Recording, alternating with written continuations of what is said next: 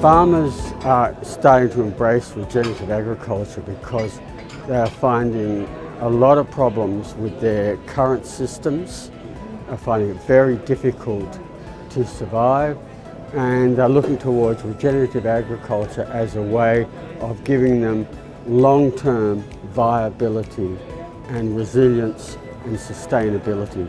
I am deeply concerned on some of the problems that chemicals are creating.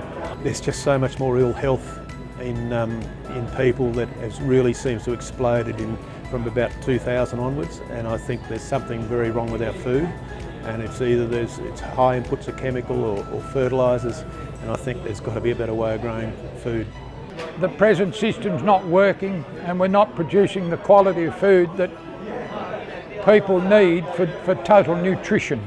The United Nations are very concerned about how many years we might have left of some of our soils, the growth using for food consumption. 15 years ago that we were just doing a lot of extra expenses where we didn't need to do that, and I didn't have the facts behind, and the son came home and he'd done a lot of research into it, so we've sort of changed from the conventional farming to regenerating farming, what we're trying to do now. One of the main drivers for farmers for embracing regenerative agriculture is the fact that we have a lot of very good evidence-based practices based on other farmers who are doing well. And farmers like to look over the fence, and when they see that it works for other farmers, they start to become interested and ask how they start to think, how can I apply it to my farm? Andre's looks at further than the NPK of the farming systems. Just, how we can cut our costs, grow better grass, and he hasn't probably mentioned it much, but raising the bricks readings gives better health. It's just so important to get that biology happening. We don't do any pesticide spraying, and we have a lot of ladybirds coming, they've always been there. I've never been keen on it anyway, and so other neighbours are spraying continually, which we don't seem to spray. Our sheep seems to be healthier, so yes, our costs, because we're not using chemical, we're not using fertiliser, have come down to blazes, but a lot of people are surprised at what our input costs are.